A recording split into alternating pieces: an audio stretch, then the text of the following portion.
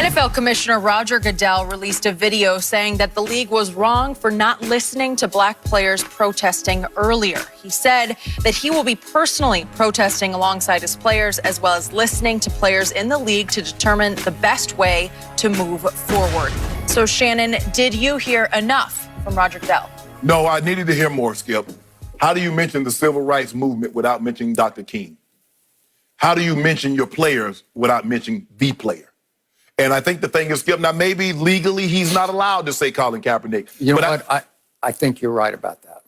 I think it's deep legal water, but go ahead. And so, Skip, and I think, and because the thing was what I think bothers a lot of people in the black community is that they started parroting something that was coming out of the White House about the flag, about the military, about the vets.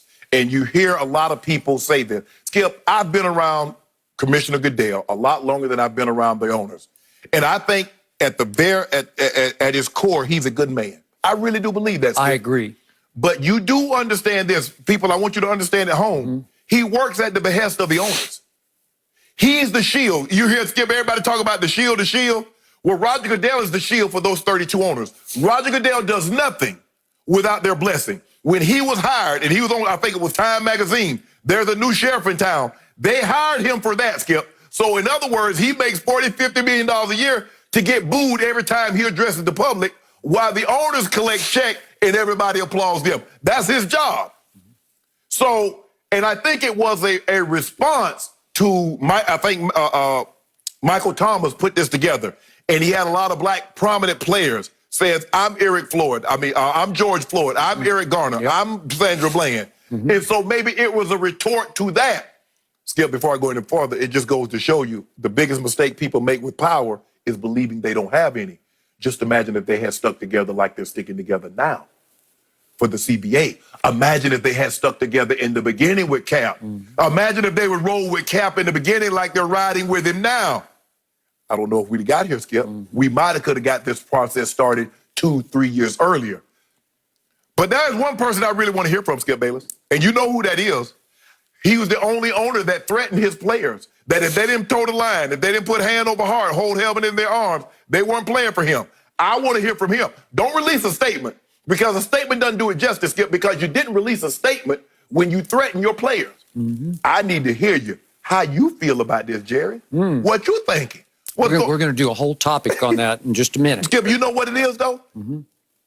You could be no wrong, Skip. Black Lives Matter, the NFL might start printing T-shirts. They can make money on this. Because that's what we see, Skip. Right now, it's convenient. It's really convenient, Skip. And people are looking. Do they really care about this?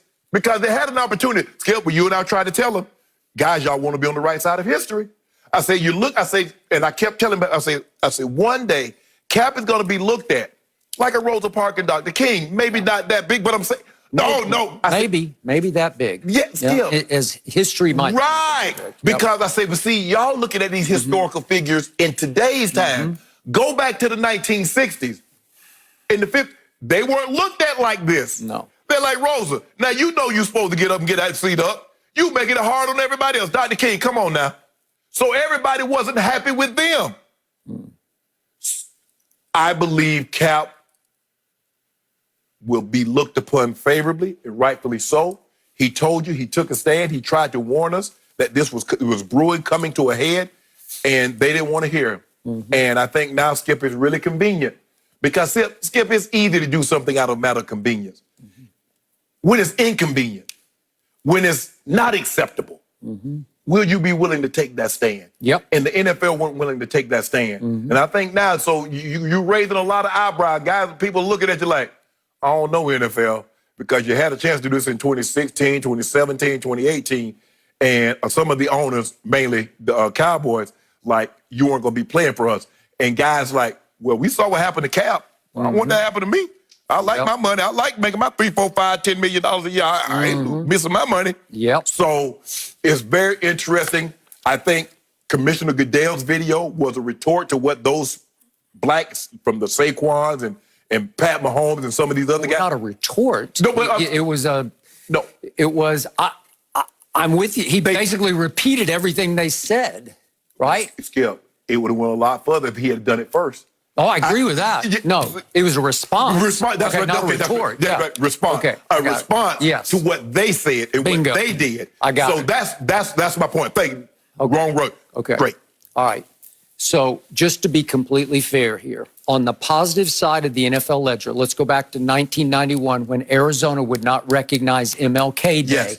And the NFL, boom, said no Super Bowl. They protested, huh? Okay, yeah, okay. They did not protest. Okay. So unless you make Dr. King a national holiday, you're not getting a Super Bowl. Okay, so the NFL did do that, and then when the next year they said, we do recognize it, then in 96, they said, okay, you can have your Super Bowl. Your Cowboys beat the Steelers. Beat the Pittsburgh Steelers. It was a mismatch, but that's a whole nother story. Well, you had your Waterloo. You know who else played there? Who? New England. Oh. That played in 2000. Oh, my bad. That's painful. That's too painful. Okay, too painful. But back on track here. Then in 2017, just for the record, just to be completely fair, remember, the NFL said we will work with this new players coalition founded by Malcolm Jenkins, Anquan Bolden, and we will donate, do you remember this? Yeah. $89 million? That's a ton of money to social justice causes. I don't know exactly what that meant. I don't know exactly where all that money was funneled. But it didn't save George Floyd's life, and it didn't save Ahmaud Arbery, and I can go back for a few years, So I don't know, but they did dedicate, according to the press release, $89 million. And when the NFL says it's going to donate, I think they did. Right? Okay, so do you give them... Well, I think a lot of that, Skip, a lot of that had to do with fine money. A lot of that had to do with the players putting in money with the team, and then they match and things of that nature. So, yes, let's give them some credit, because they were getting beat up so bad because Cap didn't have a job. Agreed. What they realized, Skip, is that they kept talking about our fans, and black people like, oh, we go to games too. We buy merchandise too. We buy concession too. So you keep talking about your fans, what about us? Okay, so here's the incredible new part of this story. I kept telling you last week, what caught my eye, as a white guy, I'll be the first to admit, as I'm watching all the protests, the demonstrations, the marches, I'm seeing on my TV, very unscientifically, I'm saying, it looks like half these people are white or not, let's just say not black. Hispanics, Asians, there are a whole lot of people of lots of other colors who are not only just joining in, they seem to be leading. Especially younger white people. There was one older white man, I believe he's 75, in Buffalo, who challenged the police line and got knocked on his back and split his head open, but he was 75. But I'm not saying there are no older white people, but a whole lot of young white people are on fire with this cause. What do we talk about Jake Fromm? A female acquaintance of his in his Georgia days from a year ago decided she had a year-old text message from him that she thought was racist. You also thought it was very racist. So she exposed it because she wanted to do her part for the cause. Guess who went rogue and detonated this player's video that then the commissioner, you can argue, was forced to respond to? A white guy who worked in the NFL office, who worked in the social media ranks, just a rank and file member of the social media team, who's actually based out here in Mar Vista in Southern California, in the LA area by the airport. He's in his kitchen, and he is so incensed as a white guy by this sort of empty, weak response by the NFL early last week. That he was so on fire that he decided, talking to some of his friends, black and white, within his social media ranks, working for the NFL, I'm going rogue. I'm going to send a DM to Michael Thomas and say, hey, would you cooperate if we gave you some copy to read, some lines to think about, and you guys could come up with your own lines? Would you say, I am so-and-so, would you do this? And Michael Thomas said, I'm in. And they were like, wow, we got this. And then he got all the way up to Patrick Mahomes to contribute. And all of a sudden he had 10 or 12, and he throws it together. And he said, I feared for, he told Peter King, reported this. And he said, I thought I might lose my job over this. Instead, it created a new firestorm that it forced the commissioner's hand, but the commissioner said a lot of strong things. The commissioner went so far as to say, Without black players, there would be no National Football League. Yeah. Woo! That was the first time. Whoa! Yeah. Really? Yeah. Boom! That's the biggest mouthful that's ever come out of the commissioner's mouth. Yep. The league is, what are we going to say, 70% black? Okay. Boom. Thank you. Commissioner. Michael Thomas said, well said, Commissioner. Yes. Well said, Roger, he said. Yep.